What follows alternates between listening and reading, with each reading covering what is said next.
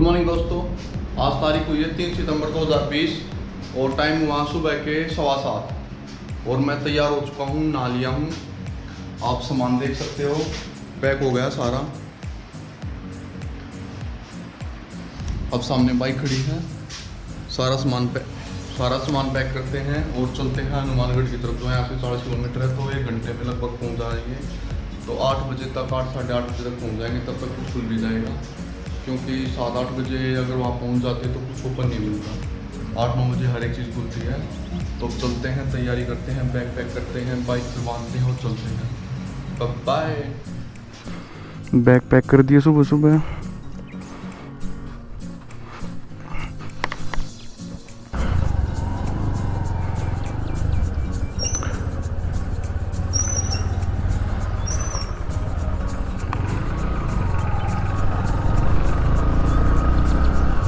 मैंने रात को स्टे किया था रावतसर में। अब मैं जा रहा हूँ हनुमानगढ़ की तरफ, जो यहाँ से 40 से 45 किलोमीटर दूर है। लो भाई, हनुमानगढ़ पहुँच चुके हैं।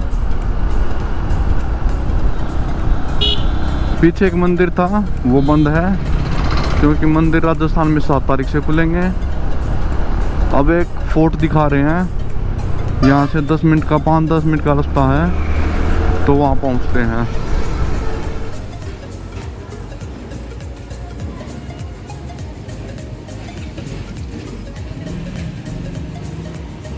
ये किला तीसरी ईस्वी में बनाया है और इस किले को भूपति नाम के शासक ने बनाया। भाटियों का किला माना जाता है।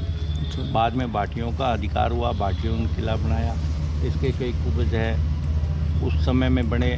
उसके बाद ये जो किला जिस मिस्त्री द्वारा बनाया गया था, उसी मिस्त्री ने बठिंडा का जो किला है वो बनाया।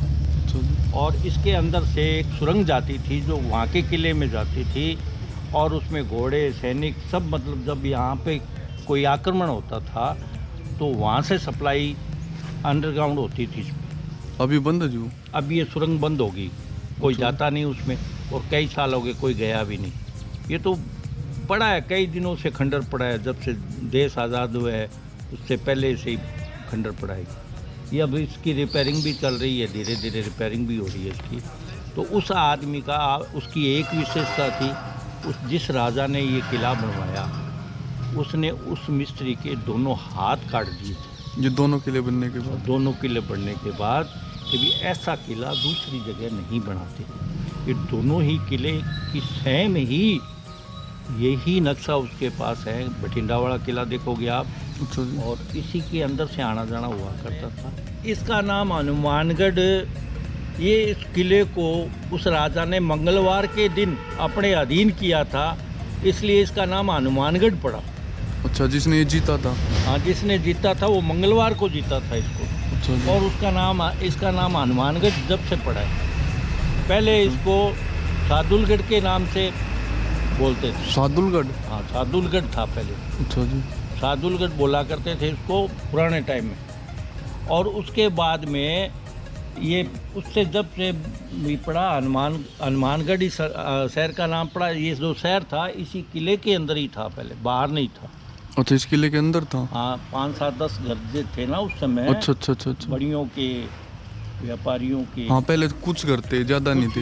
इशारियाँ हैं। अच्छा, ये लोग अंदर थे, और कई बाटों के 5-7 घर होते थे, मतलब ये किले के अंदर ही थे।